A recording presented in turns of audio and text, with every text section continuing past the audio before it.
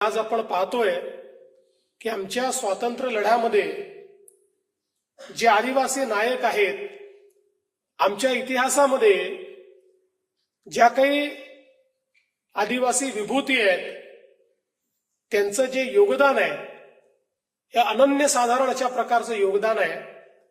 दुर्दैवाने आमच्या इतिहासाने या सर्वच नायक नायिकांवर मोठा अन्याय केला आणि कधीच त्यांचा इतिहास आमच्यापर्यंत पोहोचू दिला नाही. पण मला अतिशय आनंद आहे की भारतीय स्वातंत्र्याच्या अमृत महोत्सवाच्या निमित्ताने देशाचे प्रधानमंत्री माननीय नरेंद्र मोदीजी यांनी देशभरामध्ये आदिवासी नायक नायिका ज्या होत्या यांना शोधून काढून त्यांचा इतिहास पुनर्लेखित करून तो इतिहास पुढच्या पिढीपर्यंत पोचला पाहिजे याची एक मोठी मोहीम हातामध्ये घेतली. आणि त्यातून लक्षात आलं की आमच्या स्वातंत्र्याकरता जी काही बलिदानं झाली त्यापूर्वीही आक्रमकांच्या विरुद्ध लढणारे जे काही आमचे नायक होते, नायिका होत्या, या सगळ्यांचा इतका स्वर्णिम इतिहास आज आपल्या समोर आला. आणि त्यातून ही जी एक समृद्ध संस्कृती आहे त्या संस्कृतीचं क्षात्र तेज हे देखील आपल्याला पाहायला मिळालं.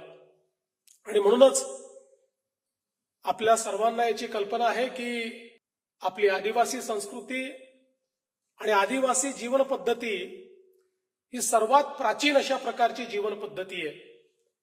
आणि एक काळ अतिशय समृद्ध अशा प्रकारची व्यवस्था या संस्कृतीने बघितलेली आहे.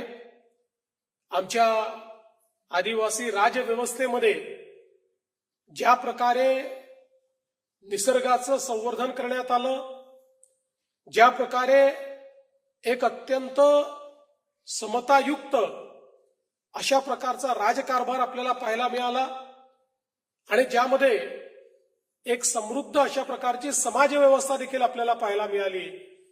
कदाचित काळाच्या ओघामध्ये त्याच्यामध्ये काही कमतरता आली, काही अन्याय झाले, त्यातनं एक प्रकारे आक्रमण झाली, पण तरी देखील आजही ही समृद्ध संस्कृती त्या ठिकाणी जिवंत आहे.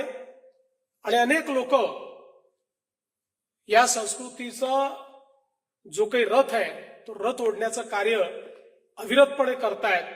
आणि म्हणून आमची ही जबाबदारी आहे, राज्य म्हणून, देश म्हणून, सरकार म्हणून, समाज म्हणून, की या समृद्ध संस्कृतीला पुनरुज्जीवित केलं पाहिजे, तिचं संवर्धन केलं पाहिजे. आणि याच दृष्टीने देशामध्ये आणि राज्यामध्ये अनेक कार्यक्रम आपण हातामध्ये घेतले.